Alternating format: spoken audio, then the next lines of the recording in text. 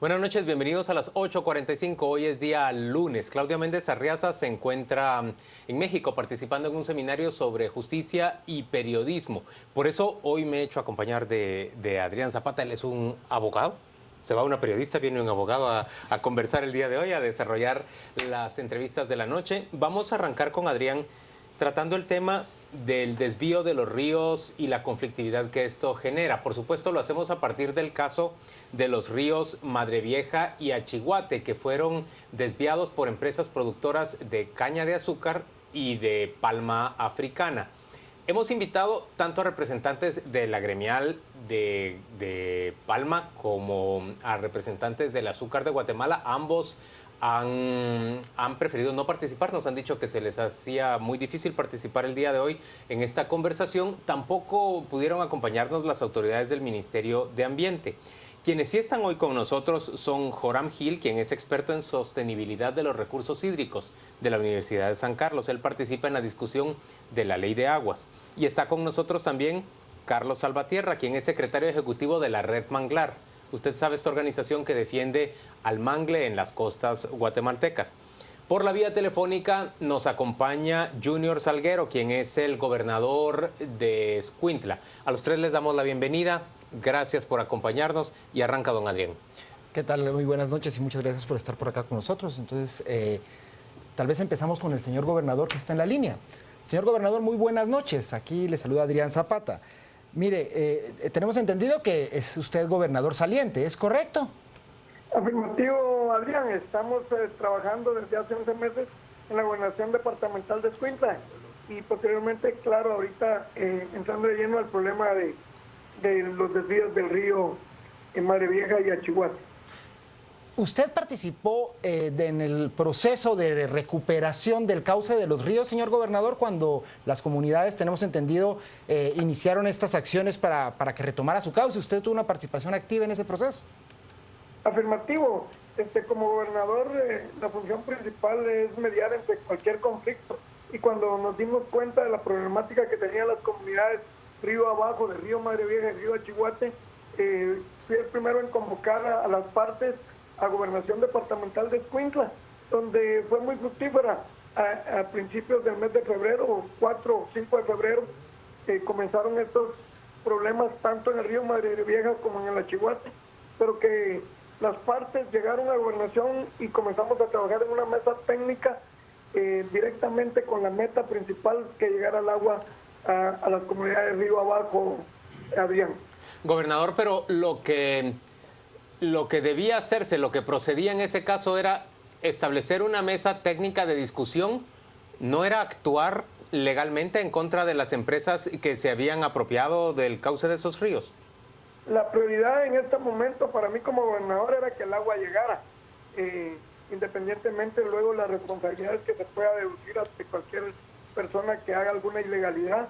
Mi prioridad en este momento era que el agua llegara hacia esas comunidades y específicamente el sistema ecológico, tanto del manglar, que se estaba muriendo, y que eso fue lo que primero se hizo, lograr el consenso en la aprobación de las pláticas que tuvimos, la conciencia de las empresas, y no solo el platicar en la mesa, fuimos personalmente a verificar los ingresos que tenían las diferentes empresas, y ellos también colaboraron en reducir y desde ya en implementar un riego de aspersión, lo cual nos ha hecho que el agua ya esté llegando al mar, Adrián. Señor gobernador, y a ver, ¿hay evidencia o hay alguna prueba o un reconocimiento por parte de las empresas ante la gobernación de que la causa del desvío del cauce fue hecha por ellos ante la necesidad de riego? Es que esto no es de ahora, Adrián, esto ya viene de años. Acordémonos que ya llevamos 3 inviernos que han sido secos, el manto freático ha disminuido no solo en el cauce de los ríos, sino que también en los pozos artesanales que existen en las comunidades.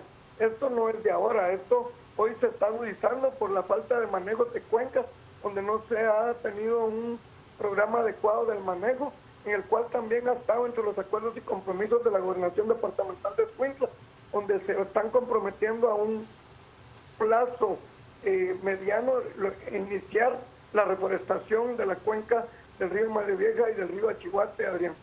Ahora vamos a conversar con Carlos Salvatierra, él es de la red Manglar. Carlos, los daños sobre el mangle en el área en donde desembocan los ríos Achiguate y Madre Vieja, ¿realmente son graves? Yo antes que esa pregunta quisiera, porque he estado involucrado en el proceso desde el año pasado, pero también este año, del 4 de febrero, cuando iniciaron las mesas de negociación o las mesas de diálogo, ¿no?, en la municipalidad de Nueva Concepción, Escuintla. Y participé, de hecho también estuve presente acompañando junto a otras organizaciones, la PDH, el movimiento en el cual las comunidades hicieron la liberación de este río, ¿no?, del río Madre Vieja. Y yo quisiera partir de ahí, de que creo que es un punto importante rescatar que el tema que nos lleva ahora a la discusión y que está colocado en los medios de comunicación y que es tema de debate y que lleva también a otros como lo de la ley de aguas, es debido a una acción de las comunidades, es debido a acción de la sociedad, de grupos de agricultores, de pescadores que se benefician de ese caudal. Y por supuesto, los daños no solamente son en el ecosistema de manglar. Sabemos que el río es una conexión natural, ¿no?, que une toda la cuenca, y que el manglar es un elemento fundamental, porque al llegar las aguas al manglar también hay una diversidad de especies que se reproducen en este ecosistema. Por supuesto que hablamos de una afectación al ecosistema cuando no tiene el agua, la diversidad de especies se ven mermadas y con eso también la pesca. Hay pescadoras y pescadores, un grupo muy invisibilizado, ¿verdad?, pero que también se benefician de este recurso. En esta mesa técnica, y aprovechando la experiencia que ha tenido usted, que participó en ella, cuando se habla de las partes, evidentemente de un lado está la comunidad, del otro lado estaríamos hablando de las empresas estas que desviaron el cauce, ¿es correcto?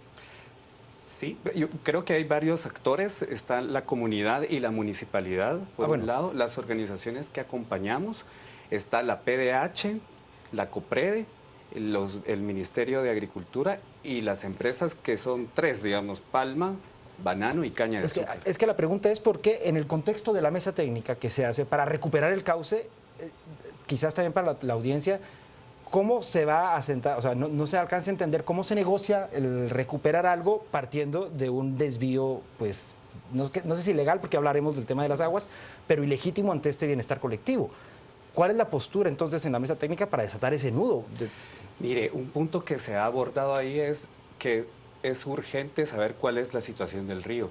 Y como un acuerdo de la reunión pasada, se quedó que ahorita este jueves y viernes de esta semana se va a hacer un aforo, una medición de los caudales del río de forma colectiva. Para mí es muy importante esta acción porque la comunidad, los líderes comunitarios van a poder ver también, además, aprender o comprender una herramienta que es importante para saber cuánta agua está llevando ese río. Pero, Joram, en términos claros, la Constitución dice que los cuerpos de agua, los ríos, los lagos, incluso las costas, son de propiedad del Estado. Dominio público. O sea, Sí, no hay ninguna discusión en torno a si alguien puede o no apropiarse del caudal de un río. Exacto. Lo que pasa es que no hay, voy a decir, mucha claridad, y lo que dice la Constitución es que todos los ciudadanos de este país tenemos que contribuir en que sea la ley respectiva, específica de esto. Y lo que pasa es que no estamos, en cada una de nuestras partes, no estamos trabajando en eso. Hasta que hay un conflicto, trabajamos como bomberos para apagar ese fuego. Yo creo que este momento es una gran oportunidad para que la ley de aguas surja, nazca. Ya somos el país retrasado en ese tema desde el siglo pasado. Pero ¿qué tendría que decir una ley de aguas respecto al caudal de un río, por ejemplo? Que un agricultor puede tomar parte de ese caudal para beneficiar sus cultivos. Por supuesto, lo que pasa es que ahora ya ha nacido el concepto del caudal ecológico, en el cual hay que darle que el río, el agua es vida, por lo tanto en el recorrido de un río hay mucha vida, todo el ecosistema. O sea, la otra es que todo el mundo piensa, bueno, estamos sembrando ahí y estamos produciendo comida, pero adelante se está muriendo el ecosistema, la vida. El manglar se está muriendo porque es voy a decir, es una válvula que nos protege de las partes del océano y de la parte esta que viene de agua dulce. Es una protección para todos nosotros. Pero entonces lo que yo debo entender es que va a establecerse, va a cuantificarse cuál es el caudal del río y a partir de ahí va a establecerse, digamos, una cuota que razonablemente puede ser tomada por las fincas o por las aldeas o por las personas en términos generales en las riberas del río para su uso propio. Existe un problema y es que no hay una ley de aguas y lo sabemos, ¿no? Yo quiero retomar lo que usted mencionó, me pareció muy interesante y que estamos hablando de que en este momento ese uso indebido, ilegal, ilegítimo, como usted mencionó, se enmarca dentro de una acción inconstitucional, si vemos el artículo 128 y el 127 de la Constitución de la República, ¿verdad? Aguas de dominio público y en beneficio para la mayoría. Entonces, ahora creo que en el caso del río Madre Vieja, la posición de las comunidades es que ellos necesitan agua, que no se puede partir de una priorización del uso de las aguas de la agroindustria, porque este es el argumento, por ejemplo, de la palma africana y de la caña de azúcar.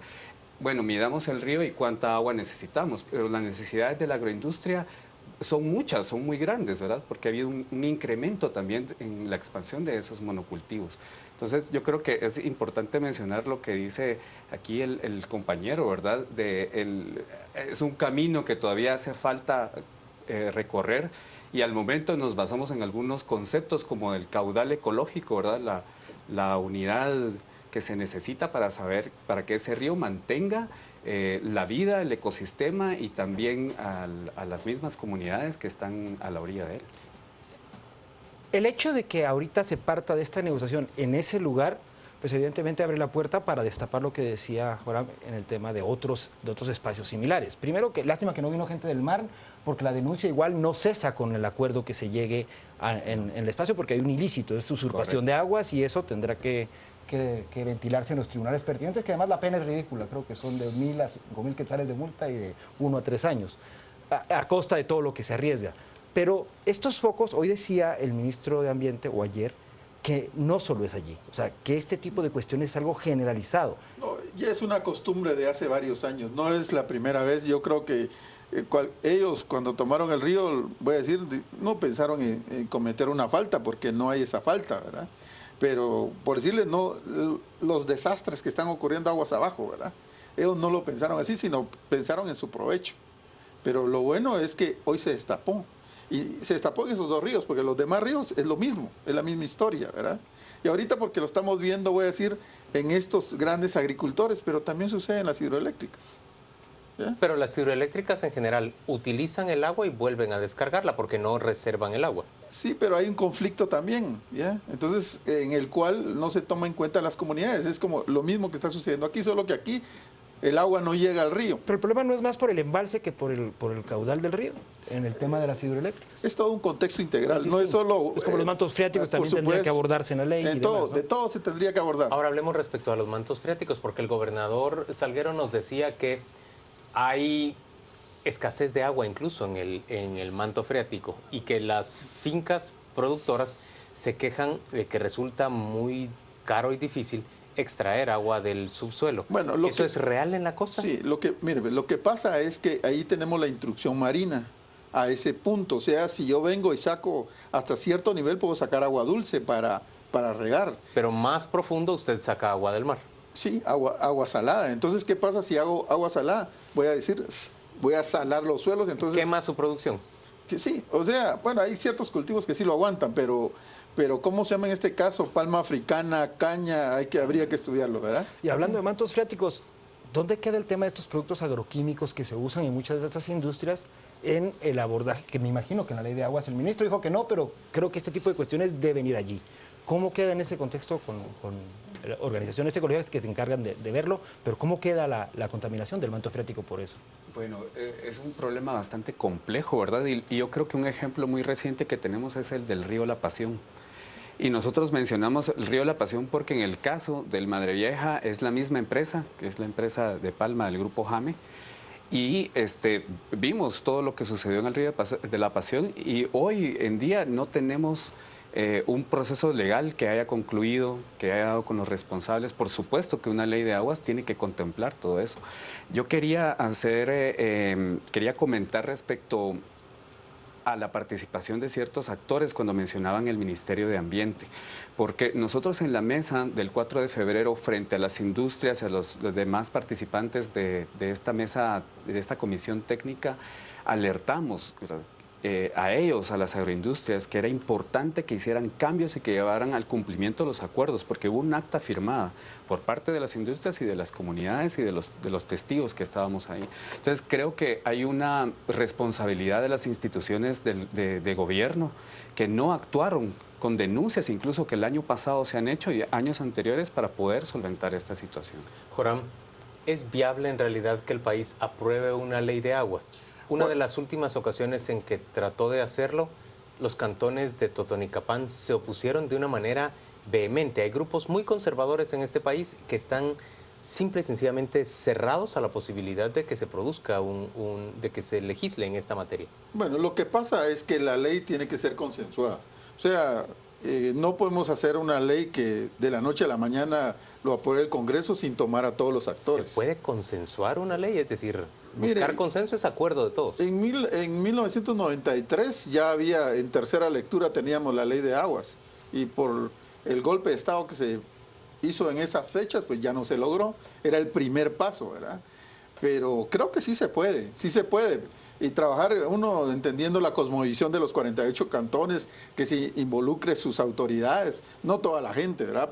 Pero sí la gente que realmente piensa en el beneficio y ver cómo manejar el agua, porque los 48 cantones sí, al inicio nos dan buena calidad, pero ya cuando están en la planicie de cómo se llama, de San Cristóbal, Totonicapán, Salamá y toda esa cosa, y es una contaminación grandísima, ¿verdad? Entonces ahí la gente se está enfermando, ¿eh? Niños menores de 5 años se están muriendo. ¿Y en qué situación se encuentra en este momento la discusión sobre la ley de agua?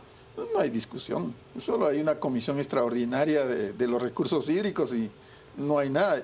Lo bueno es que pasó esto, y esto todos tenemos que darle, yo le digo, sentido, darle una oportunidad, que todos los guatemaltecos tenemos la obligación de participar para que esta ley salga, porque todo ahorita nos estamos quejando de los que viven en Madre Vieja o en el Coyolate o la Cheguate, pero los niños menores de 5 años están muriendo por la contaminación de los ríos.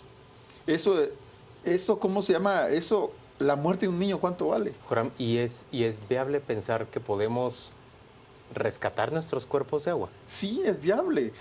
El problema que tenemos es que no estamos educando profesionales, no estamos educando a la gente para esos temas. Pero es que casi todas las comunidades descargan sus desechos sobre los ríos. Porque, bueno, y encima de eso no quieren pagar la tarifa de agua. Así es. Vean, compran agua embotellada y la manejan mal. Pero ¿cuál es el porcentaje, si lo tuvieran ustedes en datos, realmente el grueso de la contaminación de nuestros cuerpos de agua es realmente por uso común, como esto que está hablando Juan Luis, o viene por un tema de industria? No, mire, el uso común es el que mata a la gente, realmente. La industria, si bien es cierto también, pero no es tanto, ¿verdad? Ahorita porque estamos viendo este caso, pero realmente lo común, los niños, ustedes pueden ver las estadísticas, niños menores de 5 años están muriendo de diarreas. Eso es ignorancia, ¿verdad?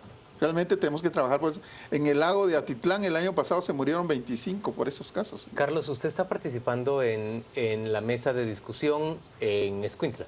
Sí, en la comisión en Escuintla del caso Madre Vieja. Y los sectores que están participando ahí, ¿están participando de buena gana? ¿Tienen realmente deseo de participar en esa discusión? ¿Las empresas, por ejemplo, de la agroindustria lo están haciendo de buena forma? Mire, yo creo que las industrias se vieron obligadas a participar en este espacio. Entonces, no les sabría decir si ellos van de buena gana y con buena voluntad, pero sí que ellos están yendo por una presión, porque al suceder esta acción de las represas, o sea... Pero la postura, digamos, es si hay una intención de ceder, no hay una intención de mantener las cosas como están. Están en el espacio. Lo que a nosotros nos interesa y en el proceso de acompañamiento es que esos acuerdos se cumplan. Nosotros fuimos luego de que se firmó el primer acuerdo, pero volvimos a ver que las represas estaban ahí. Y es que no estamos hablando de un desvío, sino que estamos hablando de varios desvíos, ¿verdad? Yo creo que lo más importante y lo que hemos expresado a estas mismas industrias es que lo que se necesita En este momento son acciones concretas y el cumplimiento de los acuerdos que se llevaron en la mesa de diálogo. En la línea telefónica se encuentra todavía el gobernador de Escuintla, don Junior Salguero. Está ahí, ¿verdad, señor gobernador? Cuéntenos cuál es su expectativa de esa mesa de diálogo que está establecida en el departamento en el que usted se encuentra representando al presidente. Gracias, Adrián. Gracias, Juan Luis. Es una mesa muy satisfactoria, ya que en los primeros 8 días se pudo ver la voluntad de las empresas y también de felicitar las acciones que hizo tanto la Iglesia Católica como Red Manglar y los alcaldes de Nueva Concepción y de Tiquizate, que tuvieron un papel protagónico en esta mediación. El poder local fue apoyado a estas comunidades, por lo cual, aparte, como decía Carlos Salvatierra, no tanto la presión, sino que a la par de eso se vio la voluntad que ellos tenían, porque era el poder local el que estaba respaldando, en lo que es el caso de la Nueva Concepción.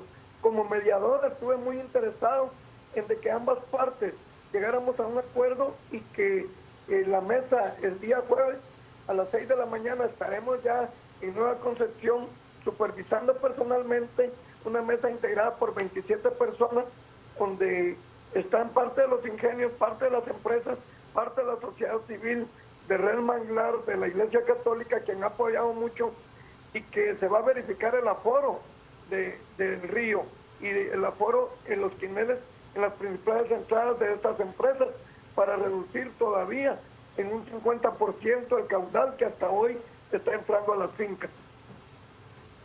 Carlos, ¿hay todavía qué porcentaje de mangle que se puede rescatar en Guatemala? ¿Cuánto de nuestras costas tiene todavía mangle que debe ser protegido? Pues en el Pacífico, en general en el país hay poco menos de 18.000 hectáreas y unas 17.000 están, para poner números redondos, ¿no?, en el Pacífico. Esa es la extensión de mangle que hay. En el caso del que estamos hablando, se habla de unas 400 hectáreas. Pero refiriéndonos a la extensión general, esa es el área que se tiene. 17.000 hectáreas que todavía pueden ser protegidas. Que todavía deben de ser protegidas, porque ahí estamos hablando de miles de familias de pescadores. Yo siempre digo, si en Guatemala la mujer indígena ha sido prácticamente invisibilizada, agricultora también, pero la pescadora es prácticamente inexistente, ¿no? Estamos hablando de un ecosistema que genera una cantidad de empleos para muchas de las comunidades que se encuentran en el litoral del Pacífico. ¿El daño causado con esta acción es irreversible, Carlos? Yo creo que el manglar lo que necesita es del intercambio y del flujo del agua. O sea, restablecer la hidrología del lugar es fundamental y es muy importante, que creo que la comunidad tuvo un logro ahí. ¿Y eso se está logrando? Yo estuve, la semana pasada fuimos a hacer la verificación y les decía a mucha de la gente con la que estuve que es uno de los momentos más bonitos dentro del trabajo ecologista que yo he hecho, porque vi que el efecto era algo inmediato. Estaban las garzas, los pescadores me contaban cómo estaba llegando. Todavía no había llegado a todo el área de manglares de Isla Chicales, de Tecojate, porque el agua poco a poco va irrigando el sistema, pero se miraba ya un cambio en la diversidad del lugar. Joram, pero usted nos habló brevemente y ahora apenas tenemos unos segundos. Nos decía que el cauce de los ríos se ha visto decrecer y que año con año vemos que es menor ese flujo de agua desde el altiplano hasta la costa. Sí, bueno, tenemos el otro concepto que hace el cambio climático. Están cambiando las cosas. Entonces tenemos que cambiar nuestra forma de pensar como lo veníamos haciendo. Hay que eficientar los caudales, usarlos bien. Tenemos casos de países que lo están haciendo bien, tenemos que aprender.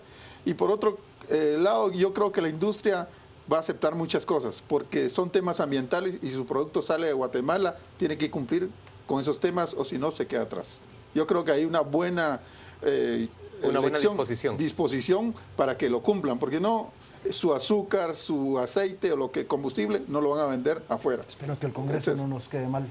Señores, gracias a ambos por acompañarnos a las 8:45. Le agradecemos también al gobernador de Escuintla, Junior Salguero, quien estuvo por la vía telefónica conversando con nosotros sobre este tema. Vamos ahora con Rocío Lazo, nuestra compañera. Ella nos cuenta qué se dice en redes sociales sobre este tema. Juan Luis, muy buenas noches. Recuerde que para nosotros lo más importante es su opinión. Hablamos en este momento sobre la desviación de los ríos Achihuate y Madre Vieja y por supuesto de la conflictividad que se ha derivado debido a esta situación. Así que esperamos sus comentarios en Facebook y en Twitter y nos encuentra como Canal Antigua. Comenzamos con Amanda Santizo. ¿Por qué se tarda el Congreso de la República 20 o 30 años en aprobar una ley tan importante? Mario, ¿y qué pasa con los campesinos que lavan en los ríos el fertilizante que va al lago de Atitlán?